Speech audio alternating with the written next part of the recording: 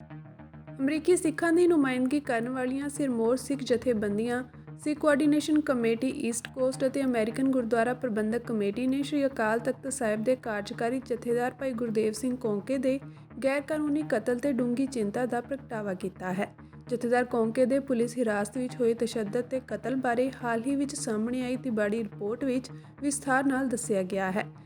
ਸਰਬੱਤ ਖਾਲਸਾ ਦੁਆਰਾ ਥਾਪੇ ਗਏ ਸ੍ਰੀ ਅਕਾਲ ਤਖਤ ਸਾਹਿਬ ਦੇ ਜਥੇਦਾਰ ਭਾਈ ਗੁਰਦੇਵ ਸਿੰਘ ਕੌਂਕੇ ਦੇ ਅਗਵਾ, ਤਸ਼ੱਦਦ ਅਤੇ ਘਿਨੌਣੇ ਕਤਲ ਤੇ ਉਸ ਸਮੇਂ ਦੇ ਏਡੀਜੀਪੀ ਸੁਰੱਖਿਆ ਪੰਜਾਬ BN ਤਿਵਾੜੀ ਦੁਆਰਾ ਪੇਸ਼ ਕੀਤੀ ਰਿਪੋਰਟ ਹੁਣ 24 ਸਾਲਾਂ ਬਾਅਦ ਪੰਜਾਬ ਮਨੁੱਖੀ ਅਧਿਕਾਰ ਸੰਗਠਨ ਦੇ ਯਤਨਾਂ ਨਾਲ ਹਾਲ ਹੀ ਵਿੱਚ ਜਨਤਕ ਕੀਤੀ ਗਈ ਸੀ।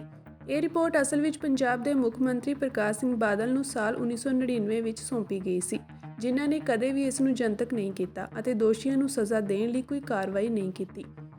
ਜਥੇਦਾਰ ਭਾਈ ਗੁਰਦੇਵ ਸਿੰਘ ਕੌਂਕੇ ਦਾ ਕਤਲ ਬੇਅੰਤ ਸਿੰਘ ਦੀ ਕਾਂਗਰਸ ਸਰਕਾਰ ਸਮੇਂ ਹੋਇਆ ਸੀ।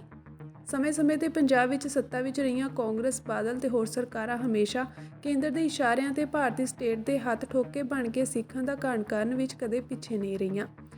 ਵਿਦੇਸ਼ਾਂ ਵਿੱਚ ਵਸਦੇ ਸਿੱਖ ਡਾਇਸਪੋਰਾ ਦੀ ਤਰਫੋਂ SCC, EC ਅਤੇ AGPC ਲੀਡਰਸ਼ਿਪ ਨੇ ਸਿੱਖ ਪੰਥ ਨੂੰ ਕੁਝ ਕਾਰਵਾਈਆਂ ਕਰਨ ਲਈ ਕਿਹਾ ਹੈ। ਉਨ੍ਹਾਂ ਕਿਹਾ ਹੈ ਕਿ ਸ੍ਰੀ ਅਕਾਲ ਤਖਤ ਸਾਹਿਬ ਸਿੱਖ ਧਰਮ ਦਾ ਸਭ ਤੋਂ ਉੱਚਾ ਸਥਾਨ ਹੈ, ਜੋ ਮੀਰੀ ਪੀਰੀ ਸਿਧਾਂਤ ਨੂੰ ਦਰਸਾਉਂਦਾ ਹੈ, ਜਿਵੇਂ ਕਿ ਸਾਡੇ ਗੁਰੂ ਸਾਹਿਬਾਨ ਦੁਆਰਾ ਪੂਰਨੇ ਪਾਏ ਗਏ ਹਨ।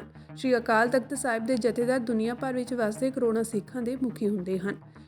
ਉਨ੍ਹਾਂ ਕਿਹਾ ਕਿ ਸ੍ਰੀ ਅਕਾਲ ਤਖਤ ਸਾਹਿਬ ਦੇ ਜਥੇਦਾਰ ਭਾਈ ਕੌਂਕੇ ਦਾ ਨਾਜਾਇਜ਼ ਹਿਰਾਸਤੀ ਕਤਲ 30 ਸਾਲਾਂ ਤੋਂ ਲੈ ਕੇ ਬਾਦਲਾਂ ਵੱਲੋਂ ਲੁਕਾਇਆ ਗਿਆ ਘਿਨੌਣਾ ਅਪਰਾਧ ਸੀ।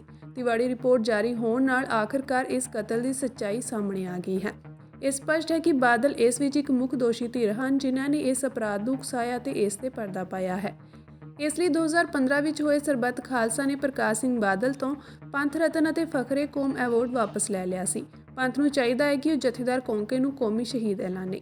ਉਨ੍ਹਾਂ ਕਿਹਾ ਕਿ ਸੁਖਬੀਰ ਸਿੰਘ ਬਾਦਲ ਤੇ ਮੁਕੱਦਮਾ ਚਲਾਇਆ ਜਾਵੇ, ਜਿਸ ਨੇ ਪੰਜਾਬ ਦੇ ਗ੍ਰਹਿ ਮੰਤਰੀ ਵਜੋਂ ਦਹਾਕਿਆਂ ਤੱਕ ਤਿਵਾੜੀ ਰਿਪੋਰਟ ਤੇ ਪਰਦਾ ਪਾਇਆ, ਤੇ ਨਾਲ ਹੀ ਸੁਖਬੀਰ ਸਿੰਘ ਬਾਦਲ ਨੂੰ ਅਕਾਲੀ ਦਲ ਦੀ ਪ੍ਰਧਾਨਗੀ ਤੋਂ ਵੀ ਹਟਾਇਆ ਜਾਵੇ। ਉਨ੍ਹਾਂ ਅੱਗੇ ਕਿਹਾ ਕਿ ਜਥੇਦਾਰ ਕੌਂਕੇ ਨੂੰ ਤਸੀਹੇ ਦੇਣ ਅਤੇ ਕਤਲ ਕਰਨ ਦਾ ਹੁਕਮ ਦੇਣ ਵਾਲੇ ਸੁਮੇਧ ਸੈਣੀ ਤੇ ਮੁਕੱਦਮਾ ਚਲਾਇਆ ਜਾਵੇ, ਜਿਸ ਨੇ ਆਪਣੇ ਅਧੀਨ SSP ਸਵਰਨ ਸਿੰਘ ਘੋਟਨਾ ਅਤੇ SHO ਗੁਰਮੀਤ ਸਿੰਘ ਰਾਹੀਂ ਇਹ ਅਪਰਾਧ ਕੀਤਾ। ਜਥੇਦਾਰ ਕੌਂਕੇ ਨੂੰ ਅਗਵਾ ਕਰਨ, ਤਸ਼ੱਦਦ ਕਰਨ ਅਤੇ ਕਤਲ ਕਰਨ ਲਈ ਹੁਣ DSP ਗੁਰਮੀਤ ਸਿੰਘ ਤੇ ਵੀ ਮੁਕੱਦਮਾ ਚਲਾਇਆ ਜਾਵੇ। ਉਨ੍ਹਾਂ ਨੇ ਇਹ ਮੰਗ ਵੀ ਕੀਤੀ ਹੈ ਕਿ ਸਵਰਨ ਸਿੰਘ ਘੋਟਨਾ ਦੇ ਭੋਗ ਤੇ ਜ਼ਬਰਦਸਤੀ ਰਾਗੀ ਜਥਾ ਭੇਜਣ ਲਈ ਸਾਬਕਾ ਜਥੇਦਾਰ ਗੁਰਬਚਨ ਸਿੰਘ ਨੂੰ ਪੰਥ ਵਿੱਚੋਂ ਛੇਕਿਆ ਜਾਵੇ।